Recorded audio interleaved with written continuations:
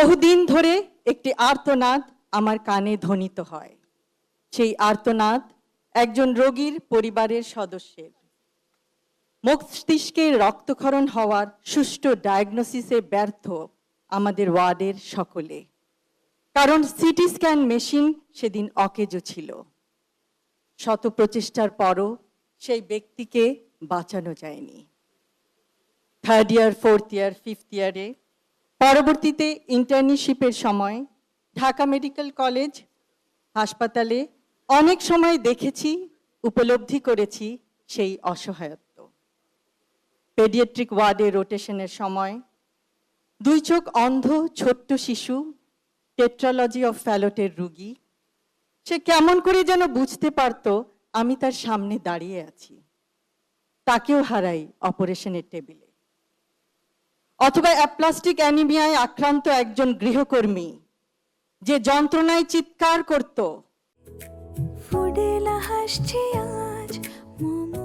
ফুডেলা একটি নাবিল পণ্য। অন্য রোগীদের অনুরোধে তাকে বারান্দায় শত গরম থাকা সত্ত্বেও স্থানান্তর করা হতো। গাইনোকোলজি অ্যান্ড অবস্টেট্রিক রোটেশনের সময় সেই দিনের কথা প্রায় মনে পড়ে, যখন আল্ট্রাসনোগ্রামে 8ম কন্যা শিশু হবে জানায় স্ত্রীকে একাকী ওয়ার্ডে রেখে যায় জীবনের বোঝায় মুহ্যমান রিক্সা চালক স্বামী। তার অসহায়ত্ব হয়তো বোঝা যায়। শিশুটি জন্ম নেওয়ার পর দেখা যায় সেটি পুত্র সন্তান, কিন্তু শ্বাস নিতে দেরি। নিয়ে গেলাম পেডিয়াট্রিক ওয়ার্ডে। ইনকিউবেটরে শিশুটি বাঁচে এবং পরবর্তীতে গোটা পরিবারের একসাথে হওয়ায় স্বস্তি পাই। বর্তমানে নিশ্চয়ই পরিস্থিতির উন্নতি হয়েছে। চাকুরি থেকে বরখাস্তের পর আর কখনো ঢাকা মেডিকেল কলেজ হাসপাতালে আসা হয়নি, কিন্তু আমরা চাই ঢাকা মেডিকেল কলেজ হাসপাতাল হোক একটি centre of excellence and compassion for patients in Bangladesh. একটি আশ্বস্ত করার বাক্য একটি ওষুধের মতো কাজ করে। চিকিৎসা বিজ্ঞানের ভিত্তি জ্ঞান হলেও চিকিৎসা পেশার প্রকৃত ভিত্তি মানবিকতা।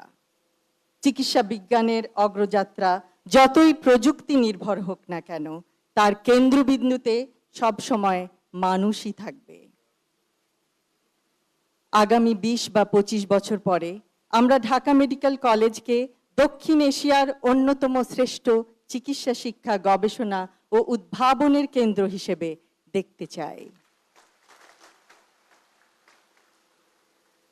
ঢাকা মেডিকেল কলেজ হাসপাতালের আগামী অধ্যায়টি শুধু অতীতের গৌরবের ধারাবাহিকতা নয়, এটি হবে নতুন উদ্ভাবন, আন্তর্জাতিক সহযোগিতা, গবেষণায় উৎকর্ষ এবং মানবিক নেতৃত্বের এক নতুন অধ্যায়।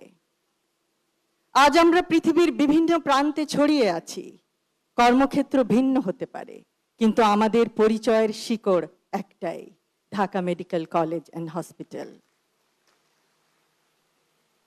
এখন সময় এসেছে অ্যালামনাইকে শুধু স্মৃতির বন্ধনে নয়, দায়িত্বের বন্ধনে যুক্ত করার। একটি প্রতিষ্ঠানের প্রকৃত শক্তি তার অবকাঠামোতে নয়, তার মানুষের মধ্যে। ঢাকা মেডিকেল কলেজের সবচেয়ে বড় সম্পদ তার মেধা, তার মূল্যবোধ এবং তার মানুষ। প্রতিযোগিতার মধ্যেও সহযোগিতা সম্ভব। চিকিৎসা বিজ্ঞানের প্রতিটি সাফল্যের কেন্দ্রবিন্দুতে থাকে একজন মানুষ, একটি পরিবার, একটি জীবন। পরিশেষে আজ 81তম ডিএমসি ডে 2026-এ অংশগ্রহণ করতে পেরে আমি অত্যন্ত আনন্দিত। Together we carry the legacy.